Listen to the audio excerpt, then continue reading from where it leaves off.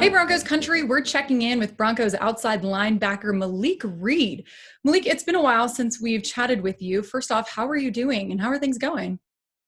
I'm doing good. I've been in Denver pretty much the whole off season, trying to figure out, what would be the best thing to do, the best, places to go. So I've been, asking, veteran guys, how their off seasons go. And then pretty much the reoccurring thing that I've heard is that, it's really tailored to, you as a person and how you feel, how your body recovers and, it's pretty much unique to the individual. So, I took that in stride and, tried to come up with something that, I could get better at. Yeah, how has this off season been for you? I know it's a little different than most off seasons with quarantine. How did quarantine treat you and were you able to stay busy?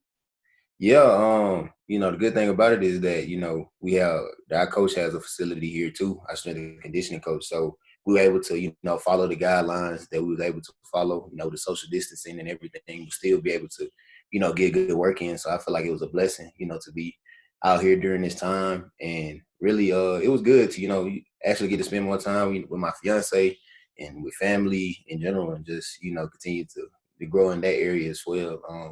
Because I know, when football starts up is really, that's a big part of our lives. So definitely, I feel like it gave us a chance to, strengthen our families and continue to get better as well, get our bodies ready to go. Absolutely. Is your family out here with you?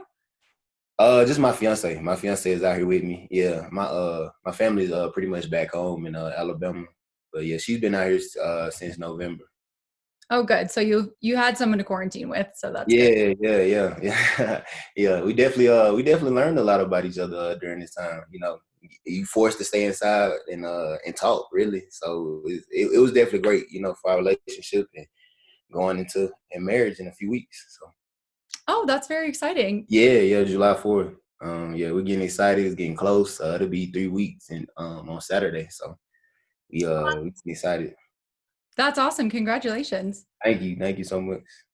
You touched on a little bit, but how have you been able, to stay in shape and train during this off season? You mentioned Coach Landau. He has a facility up here that you've been able to work at. But were you, working out at home too? Yeah, I do a few things here at home, just a little extra, whether it's push-ups or doing some core work, just to keep the body tight, especially when we weren't able to work with Coach Landau when we was before we had to figure that out. I was trying to do a few things at home and doing yoga with my fiance as well. That's something that she picked up, and I wasn't too fond of it at first because you got to be flexible to do that. But it's been good. And really, I feel like I think it's a really, breath of fresh air. I heard some of the veterans say, that it might be, an advantage that you don't, have so much wear on your body coming into training camp that you really get your mind right, get your body right, make sure that you, 100% ready to go when training camp starts. Yeah, absolutely. It's been a nice break on your body, I'm sure. How has the virtual voluntary off season been going for you? I know Ed Donatel spoke very highly of the meetings, but how have those Zoom meetings been going for you? They've been good. Putting in that defense for a first year, learning that and going through, a whole season of learning that defense and then reinstalling it just I feel like helps us get a better understanding of what we're trying to do.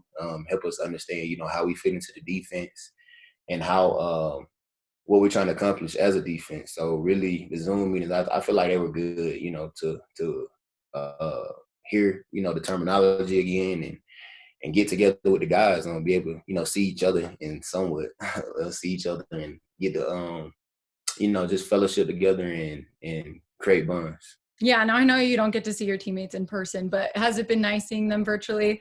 Nice to kind of interact with someone? Yeah, because it's been a while. Should we some guys I haven't seen, since the season ended. So it's been great to, catch up with the guys and I know everybody's, excited to get back together and get ready to work. So Yeah, what teammates have you been keeping in touch with during this off season? I've been trying to do it more. Strengthen relationships with teammates. So I've been trying to.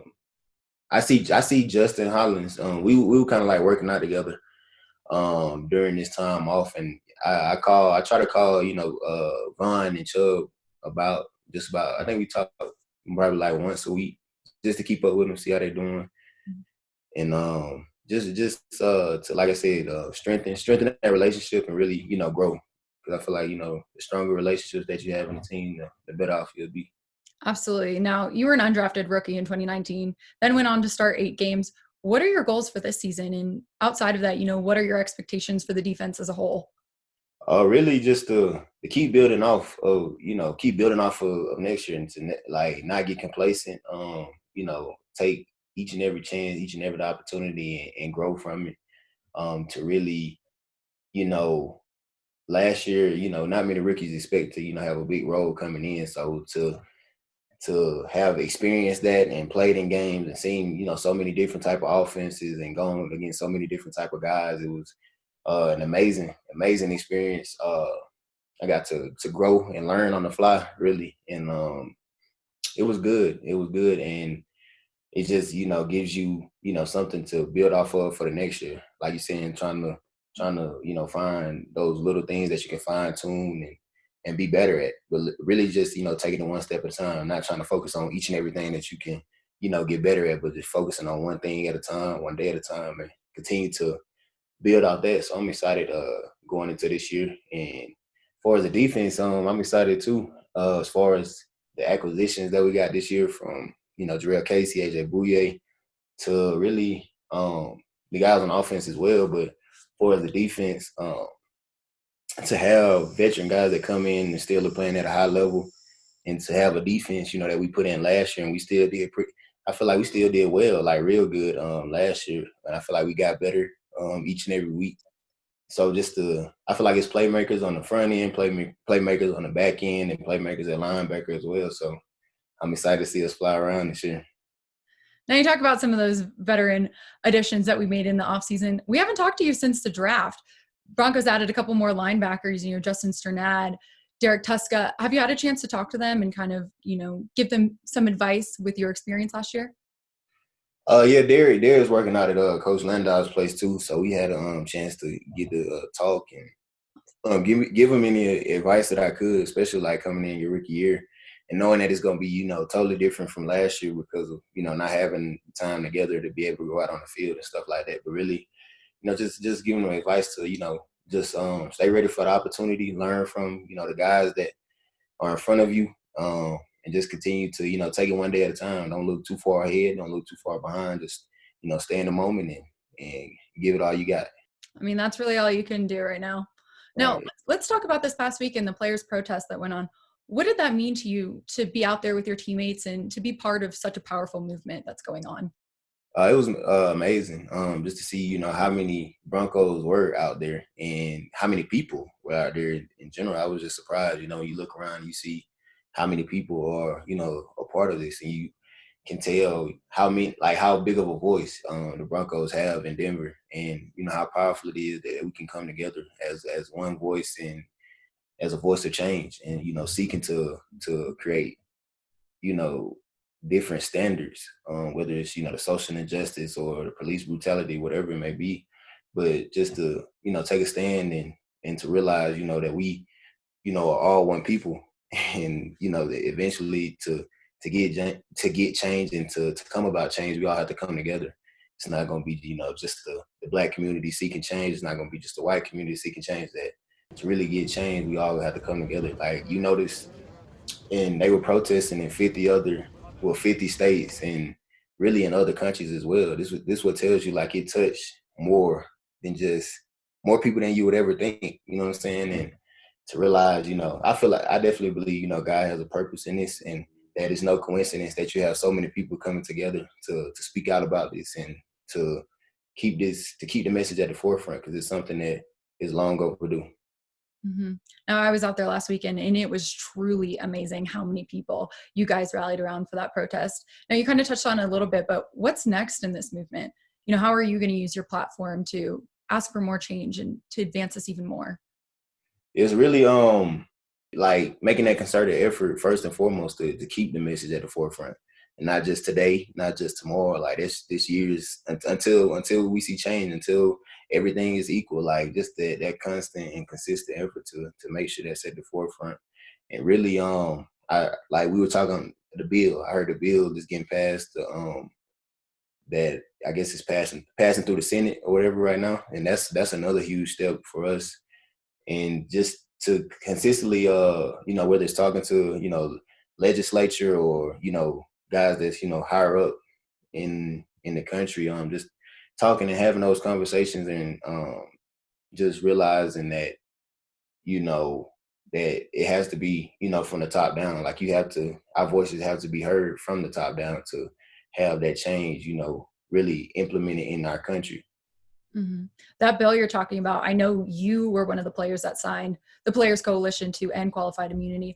And I know I've been seeing a ton of other coaches and front office personnel. Kind of what does that mean to you to see all the people behind it and to see, your teammates, your coaches? Yeah. And really, how quickly it happened. Like it happened fast. And like you said, it's like, I know they tweeted out the picture of all the names on there.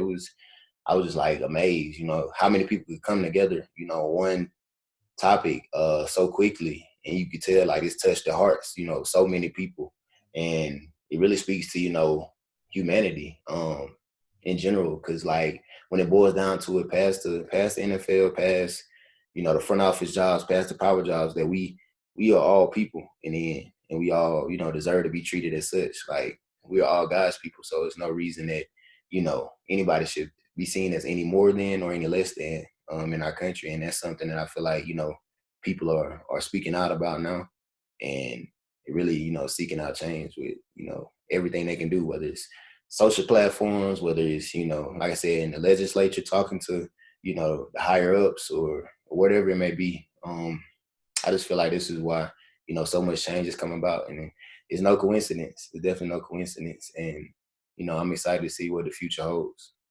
Me too, Malik. I couldn't agree more. Well, thank you so much for chatting with me today and checking in with Broncos Country. We really appreciate it. And hopefully we'll be back in the facility here soon. Oh yeah, definitely. We can't wait to get back and see Broncos Country again too. So we definitely are ready to get back and put on a good show.